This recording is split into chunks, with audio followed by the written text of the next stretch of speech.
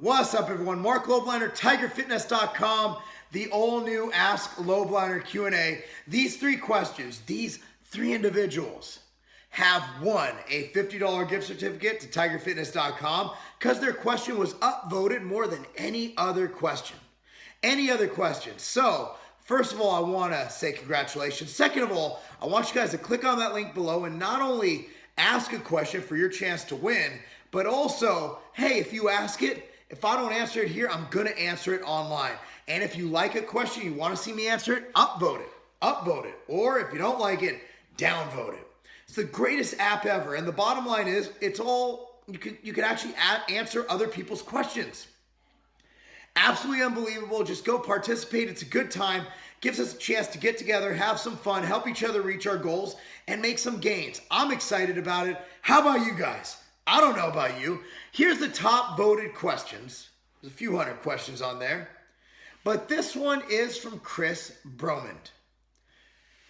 Would it be beneficial to have a slow digesting carb with my protein shake before bed?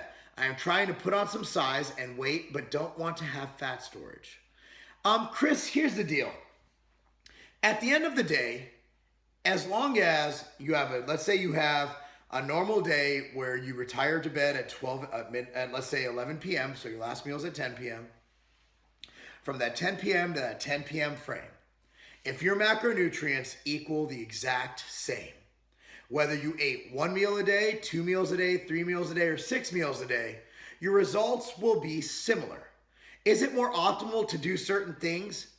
Absolutely, it might be. For example, I can point to post-workout nutrition being extremely optimal. However, is it going to make a huge difference? In the grand scheme of things, most people aren't perfect enough with their nutrition and their program to worry about that kind of minutia.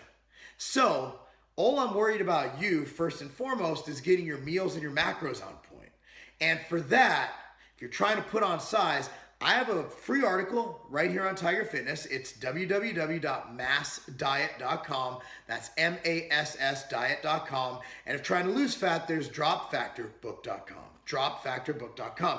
So we got that covered. Now let's assume you just want to I'm going to answer your question. You want to make the best gains possible at night. Now, I love carbohydrate before bed, not only because it makes it so during the day when you have a bolus of carbohydrate, sometimes it can make you sleepy. It increases insulin, it has an insulin spike involved. It also has something called serotonin, which it will increase serotonin production. So I like my clients, if I'm gonna have, most people go, eat your carbs for breakfast, this and that. There's 2 times I really like carbohydrate, and that's post-workout, when you've been shown to have better recuperation, better recovery, and better results by adding in those post-workout carbohydrate with your protein. Also like it before bed for all the wonderful things it does for serotonin increase, that slight insulin spike before bed, and it's not going to lead to any more fat gain as long as your macronutrients are in check and you're not eating a seafood diet, which means if you see the food, you're going to eat it. So I absolutely love having carbohydrate before bed. Now, I'm not really concerned with what kind of carbs you have. However, I would look for them, if you're looking at nitpicking minutia, I would look into having a carbohydrate. That's one, if someone wakes up hungry in the middle of the night, have something that'll keep you full. You know, when it's cold outside, your mom used to say like, oh, oatmeal sticks to your ribs. She's kind of right. It's slow digesting. It kind of takes its time to trickle through your system. Oatmeal is great. Go for a micronutrient-dense carbohydrate. Sweet potato's great, right? Baked potato even, I'm not hating on baked potato. However, let's say you make a nice MTS Nutrition Whey Protein Brownie and you want to top it with some, chocolate Chex Mix. That's what I do every night. There's nothing wrong with that because let's say you're having that carbohydrate source, you're having that chocolate Chex, but you're also having a scoop to 2 scoop of MTS Whey, or maybe some egg whites, or maybe some chicken breast, whatever you eat before bed. Plus, let's say you're having a tablespoon of peanut butter, okay? That right there is a whole food meal, while the glycemic effect of chocolate Chex will be greater than oatmeal. When you combine it with the protein and the fat, it's minimized quite greatly. You look at the overall meal composition. That's why when looking at glycemic index, you're looking at taken in a fasted state with a bolus of those foods. Glycemic index doesn't mean as much when it's combined with other food sources. So for you, brother, I'd say yes. Have your carbohydrate before bed, and as long as your overall macronutrient plan is in check, you'll be just fine. From Zac P, stretching. How important do you feel is stretching before, during sets, or post-workout? It's actually been proven in some scientific studies, again, proven is a very loose term when talking studies, that stretching pre-workout is actually deleterious or not good for making gains. It actually decreases strength. Here's what I like to do. Before training, we have something called pillar prep. For more on pillar prep, you can go to the YouTube search function, type in pillar prep Lobliner. Pillar prep involves foam rolling and then ballistic or active stretching that mimics your movement. If you're going to do squats, nothing's wrong with doing air squats, rolling out your hamstrings, rolling out your quads with a foam roller and a PIM roller, making sure your calves are nice and loose using a foam roller, using those techniques. Nothing's wrong with that, okay? And then there's something called the world's greatest stretch. There's mini band work. Those are kind of active movements mimicking those. That's called movement prep, okay?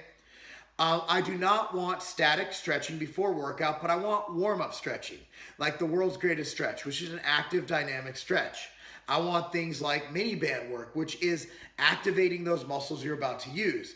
And what I like to do before squatting, do goblet squats, things like that. But I am not a fan. Now, if you do want to do static stretching, the best time to do that is post-workout. That's when you would do your static stretching. You'll reach down, touch your toes, hold it for 20 seconds. That's when you do it. But even then, I don't feel it's 100% necessary, but it can be beneficial. It also will help with recovery, as will all kinds of stretching. Stretching during training, not a huge fan of, never been big on. I know a lot of people like Hani recommend it during his FST7 to help stretch the fascia. Let's be real, kids. Your fascia's not being stretched. That's all marketing hocus pocus. At the end of the day, get your stretching, get your ballistic stretching, get your pillar prep, movement prep done before training. And if you need to do that static stretching, do it post-workout. From Sean, what is the max number of Tabata sessions I should do each session a week? I want to maximize fat loss, and Tabata is equal to much longer amount of steady state. So I'd prefer to do this style of cardio, but how many Tabata sessions are too much? Any recommendations on cardio programming? Excuse me. Honestly, there is no max number, but I would say I would avoid doing them too often. I'd say 3 to 4 days a week is all I do. Now, I'd also like to correct you. While Tabata is effective as a cardiovascular means, if you take 4 minutes, which is what Tabata is, versus 60 minutes of jogging, for cardiovascular health, they are about equal. However, for fat loss, you're still combining, you're looking at total output and total caloric burn, including EPOC. While it might be similar, I do not believe that it is equal to 60 minutes. However, of course, sprinting is going to burn much more calories than walking. To say that it's as effective as burning fat as a 60-minute cardio session, probably not. However, the EPOC from doing that, which is the post-workout caloric burn, will be high. So my opinion is about 3 days a week, 4 days a week. What I like to do for my clients, if they train 5 days a week, 2 of those days are leg days, 3 of those are upper body days, okay, or leg dominant, like push legs and pull legs, right? Or deadlifts and hamstrings, and then squats and quads. The other 3 days are upper body. So we just avoid doing Tabata on the leg days, because I don't feel that after training legs, you can efficiently do Tabata with the intensity required, because your legs are too tired from training.